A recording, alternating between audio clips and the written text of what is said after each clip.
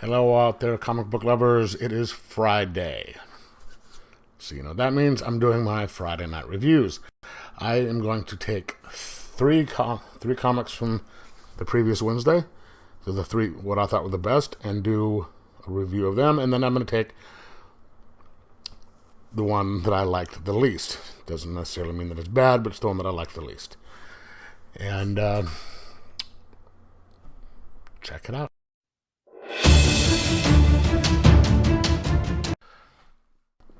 Alright, it's my last Friday night reviews on Thursday night. Like I said, I just want to get the stuff done tonight. Usually shoot them on Thursdays, post them on Fridays, but tonight, why not? So, favorite one of the week, Batman number 106 wraparound cover. First issue after the whole future state bunch of horse shit. It's published by DC. James Tynion IV is the writer. George Jimenez is the artist. Tomeu, Tomeu More is the colors. And Clayton Cowles is the letterer. So we have somebody here narrating. We have a guy in kind of a gimp suit right here, trying to remember, hey, what happened before this? How did I get here? The other person saying you don't remember, and it is a Scarecrow in his new outfit. I'm not so sure that I like the Scarecrow's new outfit. Not digging it. Turns out that it's Bruce Wayne. And he's trying to figure out how he got here. He's asking him, saying, hey, Jonathan Crane is saying, how'd you get here? What do you remember? And he's like, I don't remember.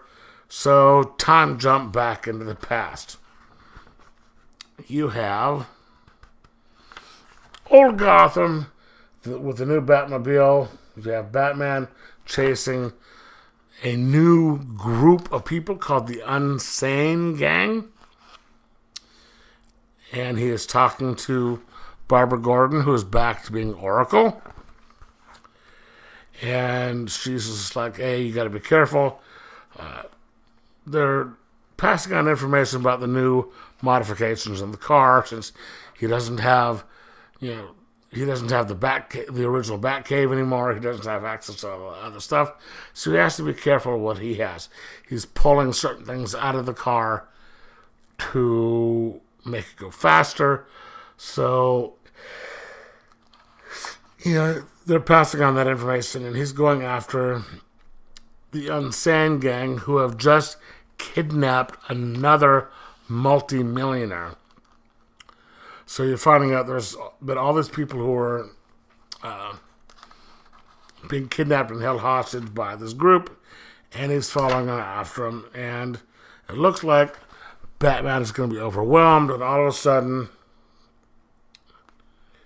sees someone else come in, and Barbara's like, I called you about half an hour ago. It took you a damn long time to get here.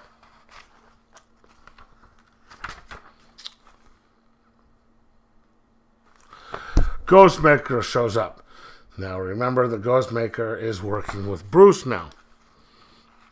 And so there's a big fight. They capture some of the smaller people. And then we have the new Harley sitting there saying she's all kind of annoyed that she got there a little too late to get engaged in the fight, saying, hey, how do these guys have all this good equipment? They must have a lot of money. If you only knew. She's trying to turn over a new leaf. I'm wondering where they're going to go with how they're going to do this, and I'd like to see what they're doing. Now, we switch to Midtown and having another guy who is a big tech billionaire from Silicon Valley who's moved back to Gotham to try and help the town out where he grew up. you can see he's a little older. He was inspired by Thomas Wayne, and he's going to use his technology to try and help the town. And you can see he's talking to the new mayor. Now, this is where these books tie in with the future state books, because this is the guy who comes up with the whole idea of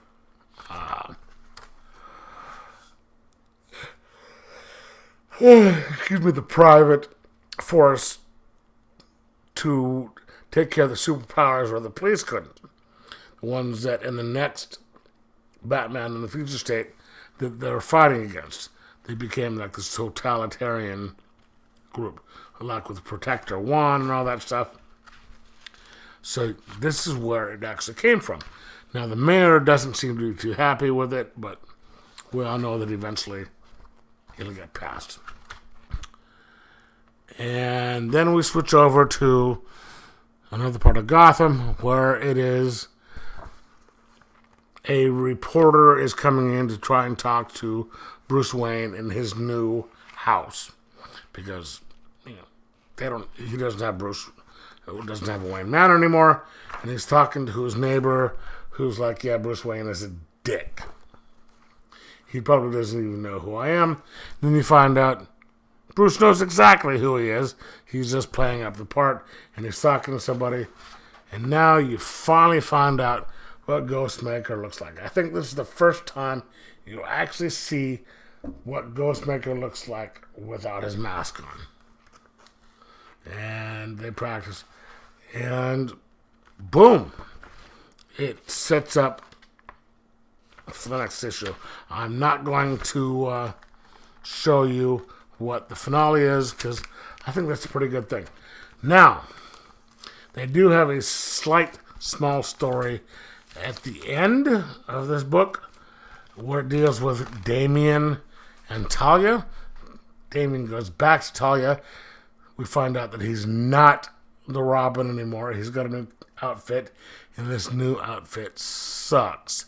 It's horrible. I don't know what they're planning on doing with him, but I was never a big fan of Damian to begin with, but now that he's not with Batman anymore, he's not with the Teen Titans anymore, he's going back to Talia, and she calls him a failure because he dumped Bruce, he dumped the Teen Titans, just coming back to mommy. So we'll see. This is a pretty good start to the new story. I don't know what they're going to do with it. But I like what they're doing. And we'll see. I'm going to give this a 3.75 out of 5, just like the last one. And like I said, if you're a Batman fan, pick up this one. It's a good start. It's a good point to start with the new stories. And like, subscribe, and enjoy your comics.